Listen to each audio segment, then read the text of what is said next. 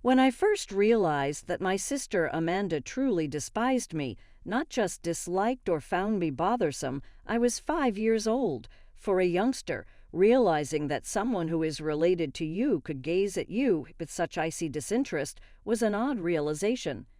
When I was still learning how to tie my shoes, Amanda was already a teenager and 10 years older than me. Given our vast age difference, you would assume she would be protective of me, perhaps even maternal. It didn't. She hated me from the beginning for reasons I've never been able to completely comprehend. Her animosity taints my earliest memories. Amanda was frequently left in charge of babysitting me because both of my parents put in a lot of overtime at their accounting business. They would kiss me goodbye and say, "just for a few hours," while I made an effort to hide my terror. Amanda's funny smile would vanish as soon as their car left the driveway. She would remark, "Time for bed, Tasha," even if it was just 6 o'clock. But it's still light outside. I would make a feeble argument. "I don't give a damn. Proceed to your room." She would shove me into my bedroom after marching me upstairs, and then I would hear the latch click from outside, a sound that still haunts me in my nightmares. My room would become a jail cell instead of a place of refuge. When I was a child, Amanda had persuaded my parents to maintain the outside lock for my safety. It was her weapon now. I would yell, "Amanda, please let me out," my little fists almost making contact with the wooden door. She would hiss, "Sheh," from the corridor. "Tasha, you must be silent. You aware of what happens to girls who make a lot of noise? The creatures beneath the bed get ravenous." With my heart racing, I would freeze. "There's no monsters," I would mutter, attempting to persuade myself more than she did. "Oh no. So what's that scratching noise? One is waking up, I believe." I would jump onto my bed and draw my feet up, certain that something was going to grasp my ankles, while she scratched her fingernails at the bottom of my door. Hours would pass while I sat there, too scared to move or even reach for the light switch. Amanda would swiftly open my door as I heard my parents' car pull into the driveway and mutter, "I'll make it worse the next time if you tell them. In any case, they won't believe you." However, I did tell them once, when I was around 6 years old. I was pale, shaky, and had dried tears on my cheeks when my parents came back. Amanda locked me in my room again and said there were monsters under the bed. I murmured, trembling. My father's brow creased, but Amanda gave a theatrical eye roll before he could say anything. Once more, she shares her stories. "Do you recall when she claimed to have spotted a dragon in the backyard last week?" Amanda was aware that I had been playing that game. However, my parents exchanged knowing looks and nodded. "Tasha," my father said firmly, "you shouldn't make up stories about your sister. She gives up her time to watch you, and you should be grateful." Grateful. That word became a splinter in my heart, festering for years afterward. How could I be grateful for torment, for fear, for the growing certainty that in my own home, my word meant nothing against hers? The pattern continued for 2 more years. Amanda babysitting me, locked away, and the monsters under the bed growing more elaborate in her telling. Sometimes they had claws that could reach through mattresses. Other times they could climb walls and ceilings when the lights went out. When Amanda graduated high school and announced she was going to college in Michigan, 5 states away, I pretended to be sad for my parents' sake. But inside, I felt a balloon of relief expanding in my chest. Freedom. Safety, the possibility of a normal childhood. The day she left, I watched from the window as my parents hugged her goodbye in the driveway. When the car finally disappeared down the street, I walked to my room and laid down on the floor, deliberately putting my arm under the bed. Nothing grabbed me. No monsters lurked in the shadows. The only monster had driven away, and I had 4 whole years before I'd have to see her again. Those years were the best of my childhood. Without Amanda's constant presence, my parents and I grew closer. They weren't just working automatons who dropped in to feed me between shifts. They became real people with laughter and stories and weekend plans that included me. Mom taught me to bake her famous chocolate chip cookies. Dad took me fishing and didn't even mind baiting my hook. We had movie nights and board game competitions. It was like finally being allowed into the family I'd been orbiting for years. But the shadow of Amanda's return loomed over each holiday break and summer vacation. She arrived with designer bags and stories about her sophisticated college life, bringing expensive gifts for our parents, a cashmere scarf for Mom, a leather wallet for Dad. For me, nothing. Not even a candy bar or a pencil from her university bookstore. The first time it happened, at Christmas when I was 9, I couldn't hide my hurt as I watched Mom and Dad unwrap their presents while my hands remained empty. "Where's Tasha's gift?" Mom asked, noticing my expression. Amanda waved dismissively. "She's just a kid. She doesn't need expensive stuff. I'll get her something from the gas station on the way home if it's that big a deal." But she never did, and the next holiday it was the same pattern, and the next. Eventually, I stopped expecting anything and learned to make myself scarce when she visited. High school was a refuge from the family drama. I wasn't popular, but I had good friends, decent grades, and teachers who appreciated my quiet focus. By 17, I had college applications ready, a part-time job at the local bookstore, and a future that seemed refreshingly Amanda-free. Then came the announcement.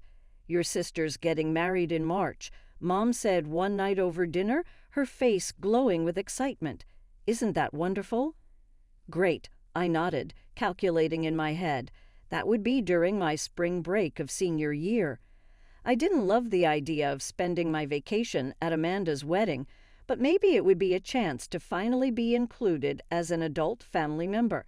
Maybe I'd even be a bridesmaid. The thought was both exciting and terrifying. 2 weeks later, Amanda swept into our house with a diamond ring and her fiancé in tow. Derek seemed nice enough, quiet, well-dressed, with a polite smile that never quite reached his eyes. Perfect match for my sister, I thought uncharitably. "We're planning an intimate ceremony," Amanda announced over dinner. "Actually, we've decided to have a child-free wedding." The table went quiet. Dad cleared his throat. "Child-free, but it's just family. Derek and I want a sophisticated atmosphere. No distractions." Amanda's eyes fixed on me. "No one under 18. I stared back, the meaning crystal clear. "I'm 17. I'll be 18 in 4 months. Rules are rules, Tasha. I'm sure you understand." I looked to my parents for support. Mom was studying her plate. Dad shifted uncomfortably. "It's Amanda's wedding," he finally said. "She gets to decide how she wants it." "Exactly," Amanda said triumphantly. "Besides, someone needs to watch the house while everyone's gone." I felt like I'd been slapped. They were all going, my parents, relatives from both sides, family, friends, everyone except me, left behind like an unwanted pet. After dinner, I retreated to my room fuming. I didn't cry. I was too angry for tears. Part of me wasn't even surprised. This was classic Amanda, finding the perfect way to exclude me while looking completely reasonable to everyone else. The day of the wedding, I stood in the driveway, watching my parents drive away in their formal clothes, feeling hollow. For the next 8 hours, I wandered the empty house, flipping through TV channels and trying not to think about what was happening at the Lakeside Hotel. That evening, when my parents returned, they were full of stories, the beautiful flowers, the touching vows, the delicious food. I nodded and smiled in all the right places, playing the role of the interested daughter. 3 days later, scrolling through social media, I saw it. Amanda had posted her wedding album. I shouldn't have looked, but curiosity got the better of me. There, in the family photos, stood my cousin Lily, grinning in a pretty blue dress. Laylee, who was exactly 1 month younger than me. I zoomed in on the photo, thinking I must be mistaken, but no, it was definitely Lily. My hand shook as I dialed her number. "Oh yeah," she said casually. Amanda said the age thing was just a guideline, not a strict rule. Didn't you know? I hung up without responding. The betrayal burned in my throat. It wasn't about having a child-free wedding. It was about excluding me specifically, and everyone, including my parents, had gone along with it. That moment changed something fundamental in me. I stopped trying to earn Amanda's approval or my parents' understanding. I focused on graduating, getting scholarships, and planning my escape to college. The next time I saw Amanda was at Thanksgiving, 6 months later. I was freshly 18 and heading to State University in January. She made small talk about married life, and I responded with polite disinterest. The elephant in the room, her wedding deception, went unmentioned. My college years flew by. I studied marketing, made friends who knew nothing about my family dynamics, and gradually built a life that was entirely my own. I came home for major holidays, but kept my visits brief. Amanda appeared intermittently, usually when she wanted something from our parents. Then came the baby announcements, first Ryan, then Michael, and finally Ethan. 3 boys in 6 years. Amanda quit her job to become a full-time mom, and suddenly our parents' house became her unofficial daycare center. I had graduated by then and landed a job as a junior manager at Reynolds Trading. My apartment was 15 minutes from my parents, but light years from the chaos that now defined their home.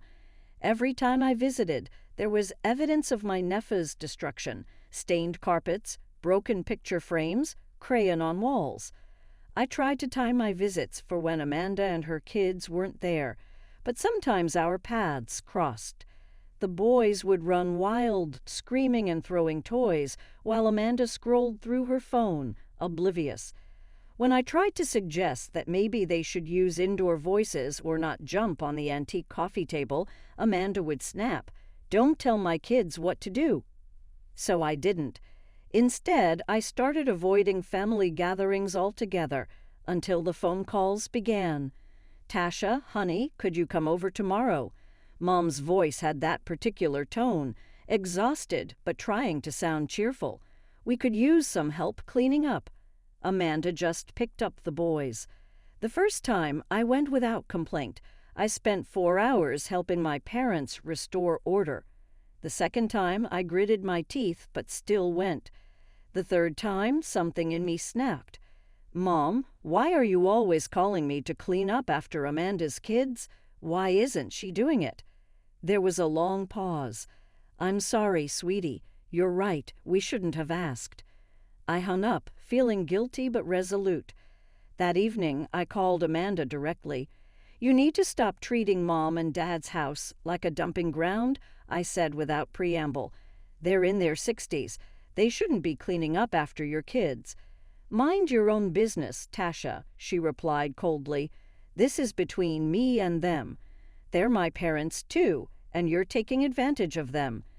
I'm raising 3 children. What would you know about that?" Her voice dripped with condescension. "Don't stick your nose where it doesn't belong." The line went dead. I called my parents immediately after hanging up with Amanda. My hands were shaking with anger, but my voice was steady. "Mom, Dad, I want you to stop babysitting for Amanda unless she agrees to clean up after her kids. Those boys are completely out of control, and Amanda doesn't lift a finger." There was a long silence. Then Dad cleared his throat.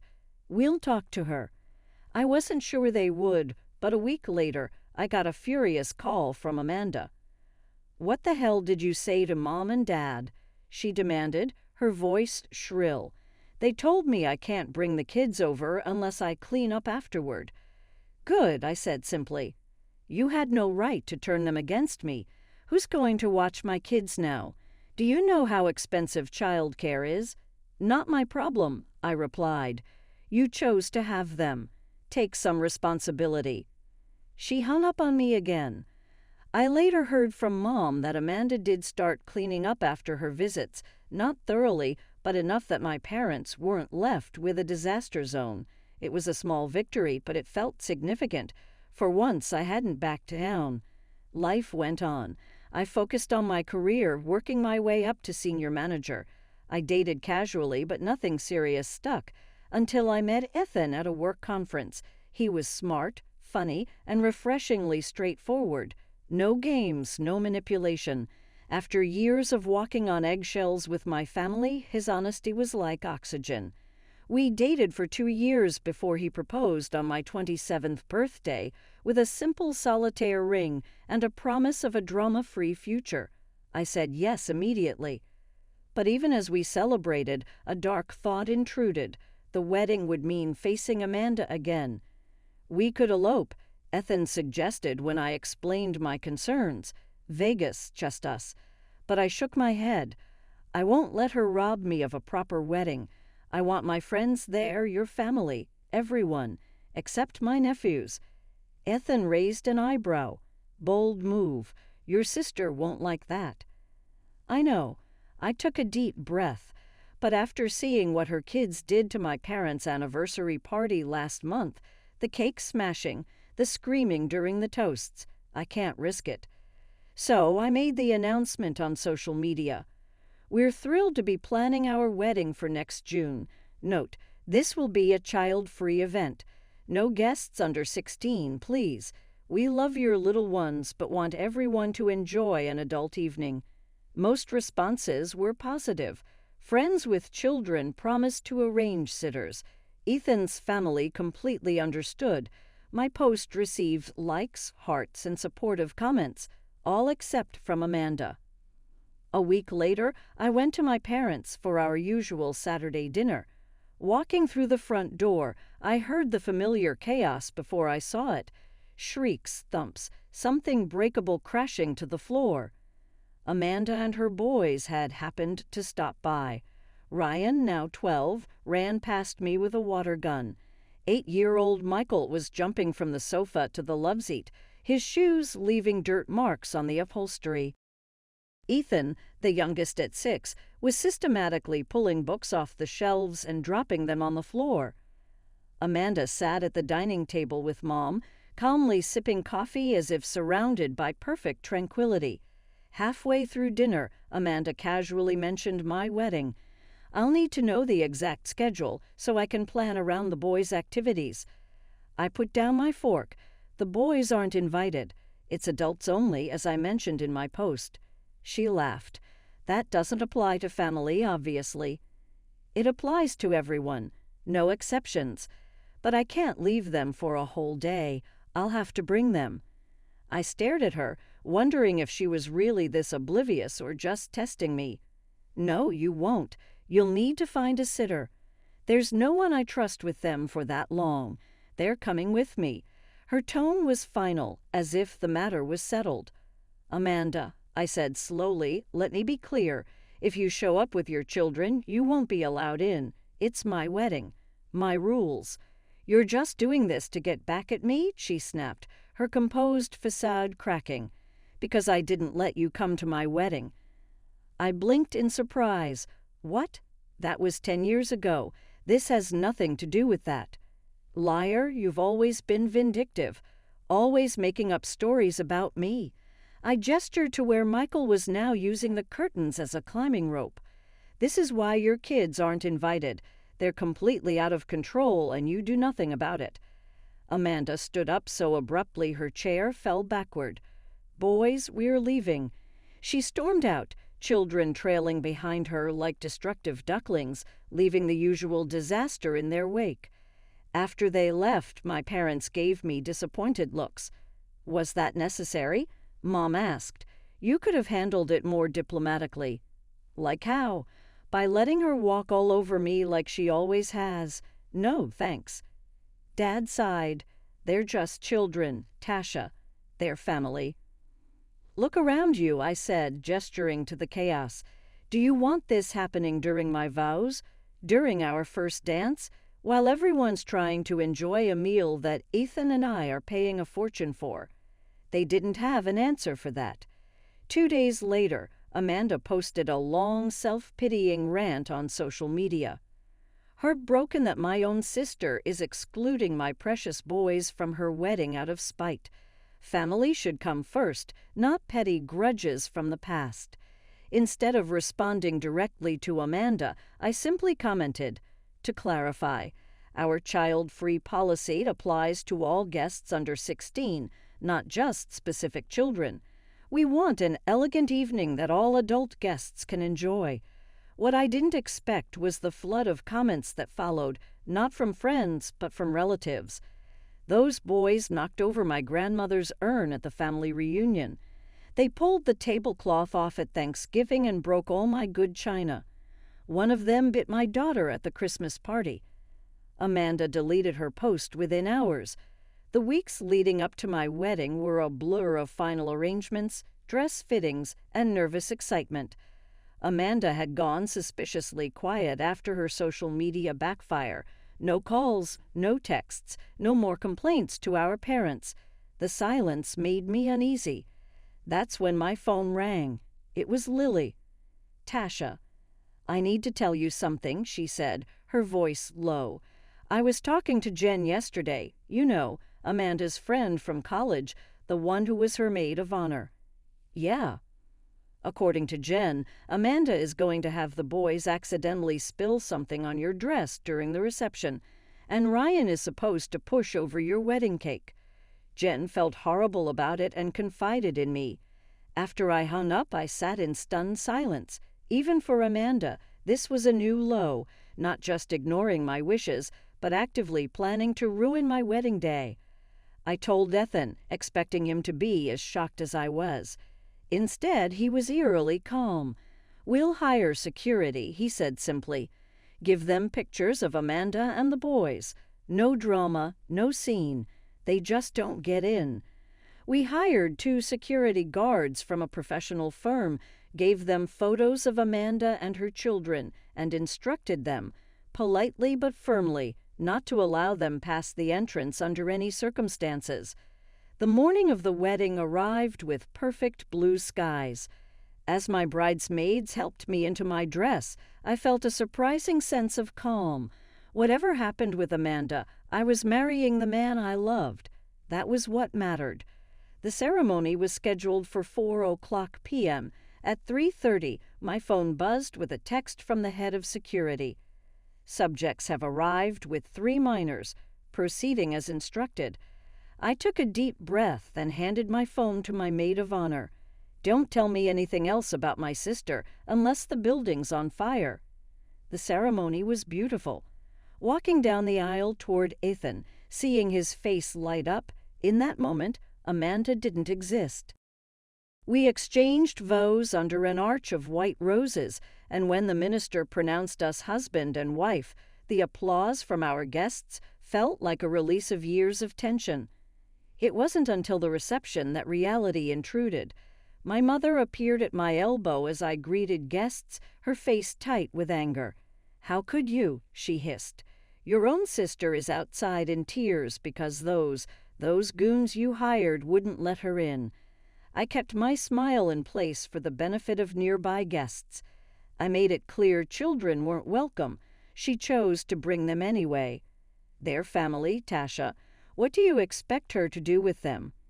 "The same thing every other parent here did, find a babysitter." Mom's eyes filled with tears. "Your father and I are going to take her home. I hope you're satisfied with yourself." I watched as they slipped out, choosing Amanda yet again. It hurt, but less than I expected. Perhaps I'd been preparing for this moment my entire life. The remainder of the celebration went flawlessly. We all laughed until our sides hurt as Ethan's grandma taught us a Polish folk dance, friends danced, and family members told embarrassing tales. Our cake didn't fall over. My clothing remained immaculate. Nobody climbed the curtains or tossed food. I made the decision to give my folks a call 2 days after we got back from our honeymoon. I believed they should understand why I had hired security so they wouldn't think I was being spiteful. When they responded, I added, "Mom, Dad, there's something you should know.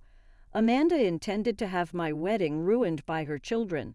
Jen, a friend of Amanda's, told Lily that she planned to have the lads knock over the wedding cake and drop something on my dress.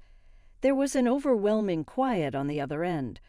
"Tasha, I can't believe you're still making up stories about your sister after all these years," my mother said in a chilly, contemptuous tone. Protesting, "I'm not making it up," I said. Jen told it straight to Lily.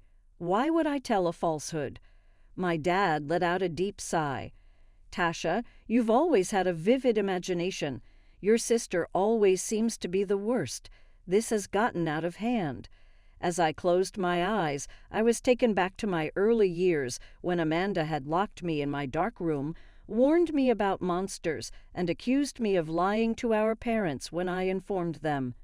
Silently, "I didn't make it up," I murmured. "Lily can confirm it." Dad disregarded it, saying, "Lily's always taken your side. Your sister was very hurt by your actions, and hers has wounded me all my life. However, none of you seem to care about it." There was a pause in the queue. When he eventually stated, "We should talk about this in person." "I don't believe so, Father. I've finished introducing myself. I won't say I'm sorry for shielding my wedding day from Amanda's resentment, even though I love you and Mom." "So that's it. You're simply interrupting us." I let out a sigh. "No, I'm establishing limits.